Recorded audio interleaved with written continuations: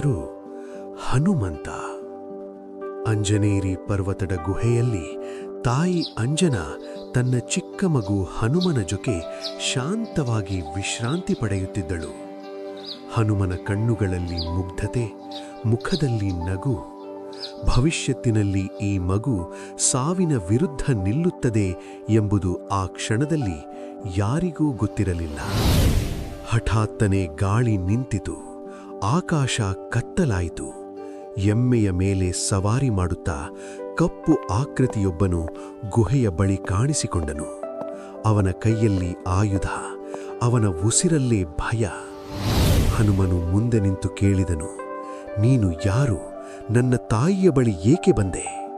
ಆ ಕಪ್ಪು ಆಕೃತಿ ಶಾಂತವಾಗಿ ಉತ್ತರಿಸಿದನು, ನಾನು ಯಮರಾಜ, ಎಲ್ಲರ ಅಂತ್ಯ. ಅಂಜನಾಳ ಸಮಯ ಮುಗಿದಿದೆ. ಆ ಮಾತು ಕೇಳಿದ ಕ್ಷಣದಲ್ಲೇ ಹನುಮನ ಒಳಗೆ ಏನೂ ಮುರಿಯಿತು. ಆದರೆ ಅವನು ಇನ್ನೂ ಮಗು. ಸಾವಿನ ಅರ್ಥ ಅವನಿಗೆ ಗೊತ್ತಿರಲಿಲ್ಲ. ಯಮರಾಜ ತನ್ನ ಕರ್ತವ್ಯವನ್ನು ನಿರ್ವಹಿಸಿದನು. ಕ್ಷಣಾರ್ಧದಲ್ಲಿ ಅಂಜನಾಳ ಪ್ರಾಣ ಕಸಿಯಲಾಯಿತು. ಹನುಮನು ಅಂಜನಾಳನ್ನು ಎಬ್ಬಿಸಲು ಪ್ರಯತ್ನಿಸಿದನು. ಎದ್ದೇಳು ತಾಯಿ, ನನ್ನ ಜೊತೆ ಮಾತಾಡು.